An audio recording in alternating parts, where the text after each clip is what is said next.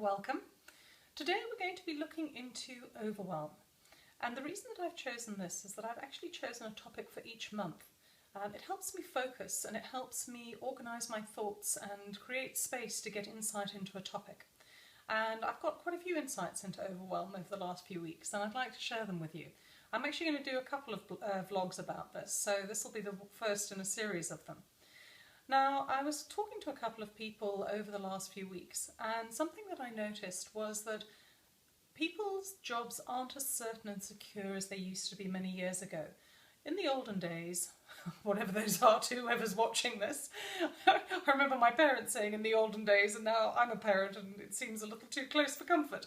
Anyway, there we go. In the days gone past, you went to school, you got a good degree, you started working and you worked your way up, and if you were good at what you did and you were diligent, you were pretty secure about keeping your job in the long term. And then eventually you'd retire and you have the freedom to do what you wanted. But what I've realised after speaking to a couple of people is the world is not like that anymore. Somebody who I was talking to, she did all of that. She had a very successful career. But just due to circumstances and economy and all sorts of other things, she's ended up being made redundant twice in the last few years. I know somebody else who is quite close to our family who had an amazing career. They basically nailed it. They got the jackpot, a niche market where they earned lots of money, and they too have lost their job twice in the last 2 years. Not through any fault of their own, just because the market is volatile and things change very quickly. And it got me to thinking that we spend a lot of our life doing things that we're told we should do. And we buy into keeping people happy and following the system. But the system doesn't really seem to serve many people.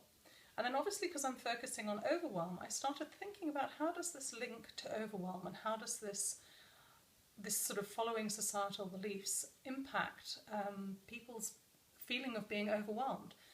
Being overwhelmed is one of the top sort of goals that most of my corporate clients come to me with trying to solve. Not just corporate clients, entrepreneurs, parents, you name it. And what I realised is there is so much pressure from society on us to be a certain way, to be amazing parents, to be fit and healthy, to be fun, to be knowledgeable, to work hard, to have a good career, to be successful. All of these things build up an immense amount of pressure. I mean, anybody who knows anything about the sort of health and fitness market, I mean, it's just crazy, you know, no sugar, no gluten, no dairy. You're not meant to eat meat, you're meant to be vegetarian. No, you know, high protein, high fat. I mean, it's just crazy. You could spend your whole life cooking just to sort of feed your health habit. And all of these things create an immense amount of pressure. So I suppose my question to you in this vlog is just to have a look at your life and try and see where the actions you take come from I need to do this because I should do it. It's expected of me. And what actions do you take because you feel inspired and joyous to take them? And I think it'll help you to maybe have a really good look as to how to start stepping out of being overwhelmed. Because, as I said, I think a lot of it runs around us trying to live a life that we think we should be living. And I think it actually sucks the life out of us in the long run. Anyway, I hope you've enjoyed this vlog. And if you feel so inclined, please like and share it. And if you enjoy these vlogs and you want to make sure that you're the first to receive them, make sure you click on the subscribe button because they're automated, so they'll immediately come up on your post before I wake up in the morning and manage to post them myself. Have a stunning week, and I will speak to you again next week. Bye-bye.